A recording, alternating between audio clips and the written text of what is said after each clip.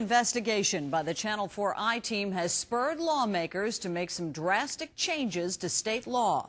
In a last-minute move, the State House has voted unanimously to put a halt on accepting radioactive waste at the Middlepoint Landfill in Rutherford County. You can see that huge trash dump here from Air 4.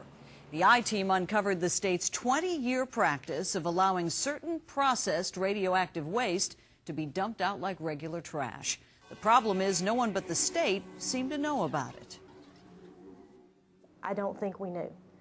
I obviously didn't till this interview. It's been just 4 weeks since Representative Donna Rowland felt a new sting from a perennial thorn in her side, the Middlepoint Landfill. She'd fought its expansion, but says she had no idea that the state was allowing millions of pounds of low-level radioactive waste to be dumped there. Today, Rowland maneuvered to close that door at least halfway. We passed a bill today that puts a moratorium on the dumping of radioactive waste in the Middlepoint Landfill, which is located in Rutherford County.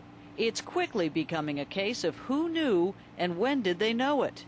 Last week, Rutherford County commissioners blasted the state for keeping its established program for accepting low-level radioactive trash all but secret.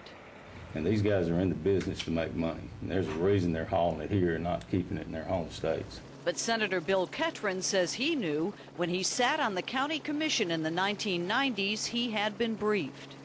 We were aware of some radioactive materials coming in, but it was only like 150,000 pounds, not a million something pounds. While the state contends that there is no danger to the public from this disposal, it's been difficult for Channel 4 to fully check out that claim, to trace where the radioactive material is coming from.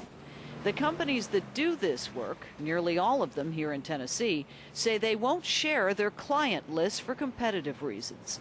And the state says it was those processing companies that devised the entire program they now call bulk survey for release.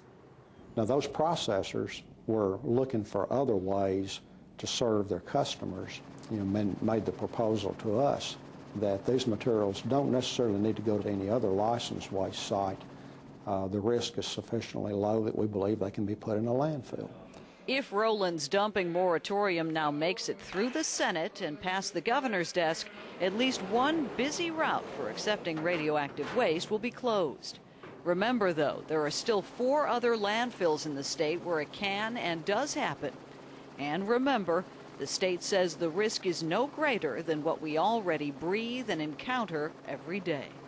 I would submit that 0.8 additional cancers in 100,000 individuals, when there already are 45,000 occurring anyway, is an acceptably low risk. As we said, this ban on radioactive dumping affects just the Middlepoint landfill, and it still needs to pass in the Senate. Representative Rowland expects that to happen this afternoon. On Thursday night, the full Rutherford County Commission will vote on its own proposed dumping moratorium. And the state has now set that public meeting on the radioactive waste program. It'll be Thursday, June the 28th, 6 p.m. at the Rutherford County Courthouse.